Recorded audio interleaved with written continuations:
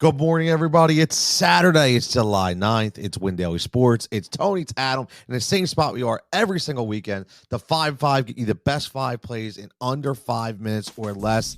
And Adam, we got 9 games on this 4 o'clock starting slate. And I got to look and ask you, I mean, there's some good pitchers here, but who's that ace of the slate? Going to wind up being Brandon Woodruff, and it's kind of hard to argue that. He just steamrolled this Pirates team. There really hasn't been much that has changed since then. And Woodruff had a rough start to the season, but he came back from injury. In these past 2 starts, it's been 11 innings, 18 strikeouts, 0 walks, and 1 earned run allowed. He looks like he's back to what he expected from him from the very start. At 10,000, he almost has to be the chalk of the slate, and I'm right along right with that. As a pump pitcher, as a 1B, do we ride a Kyle Wright against a suspect Washington lineup? Do we look at a Hunter Green for K potential against Tampa Bay? What would be that next pitcher in line for our lineup? Well, that's where things kind of get difficult, because if you're looking for some type of safety, it probably ends with Framber Valdez. That's $19,000 you got to spend on pitching. Could be a little bit difficult. Do like Tristan McKenzie a little bit. He's in a spot that should kind of suppress his weaknesses. Gives up a ton of fly balls, but he's in Kansas City. That's going to help. Hunter Green's kind of always on the table. You know, the Rays strike out a lot. You kind of never know what you're going to get with him. But a lot of lefties, he's been a little bit better on the left side of the plate. It can certainly work out. He has a really high ceiling. I think probably the punt pitcher that most people are going to turn to here is going to be Carlos Carrasco. He's at home, which has helped. He gets Miami, which should help. I mean, they're without 2 of their best hitters, Chisholm and Jorge Soler, on the IL. He's coming off a strong start of 2060 K points. I tend to think your cash combo is going to be Woodruff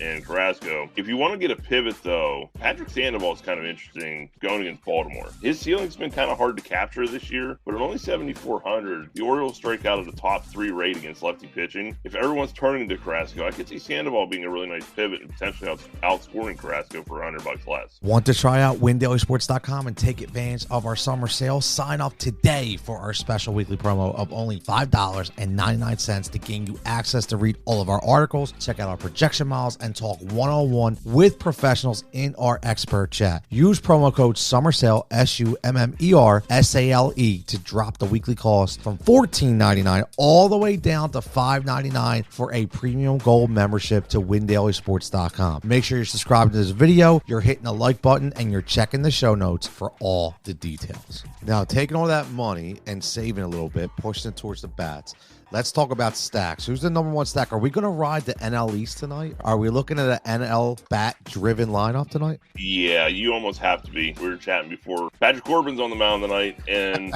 while he's been a little bit unlucky, his ERA numbers are pretty high and probably don't deserve to be that high. This is still the Atlanta Braves lineup against lefty, and they still just destroy lefties. Pretty much by any fact, you have to go right back to them. They went nuts last night. They got into that bullpen early. Cunha smacked a 3-run shot, absolutely killed it. Swanson, Riley, I would assume D'Arnaud and Contreras are probably going to be in the lineup because Adam Duvall's on paternity leave right now. I'd probably play Contreras and save the money. Got better statistics against the left side of the plate anyways, and it saves you $1,100. Big difference at the catcher spot. Even Michael Harris, don't be afraid to play him. His WOBA is over 300 against the left side of the mound. 3,300. Yeah, I mean, Corbin's just not getting anybody out. I kind of don't know why they still have the kid hitting 9th.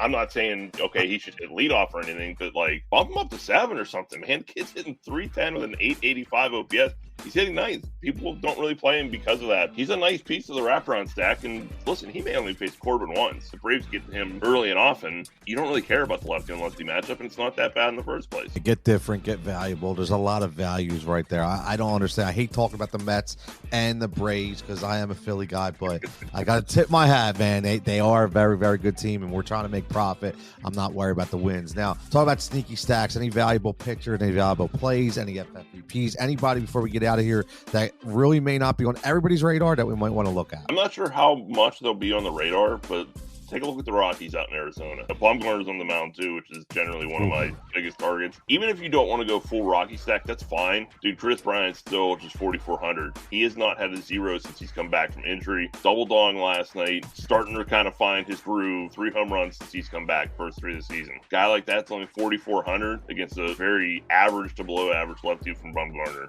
I don't know if he'll be chalky or not. I don't care. And then real quick on the other side, FVVP, I assume he's going to be popular. Jordan Luplow against the lefty, 2,800. ISO 364 against lefty pitchers. I love the Rockies call as well. I mean, it's like we have the reincarnation of Jake Arrieta with Baumgartner and Patrick Corbin. There are the plays. I love the FFVP. There's a lot of interesting plays. Now, I know this guy isn't really FFVP under that threshold, but Ryan McMahon just keeps, he was dropping earlier. He's starting to work his way back up. I really like him in that Rockies lineup. He's up to 3,800 and he's slowly but surely getting back into play. So I think that's a really good play for tonight. But as always, it's Win Daily Sports. It's Tony. It's Adam. This is the 5 and 5. We're here every weekend, breaking it down in under 5 minutes, get you the best plays that we can possible. Make sure you're checking all the articles. Make sure you're checking the projection miles. And most importantly, everybody stay healthy and stay profitable.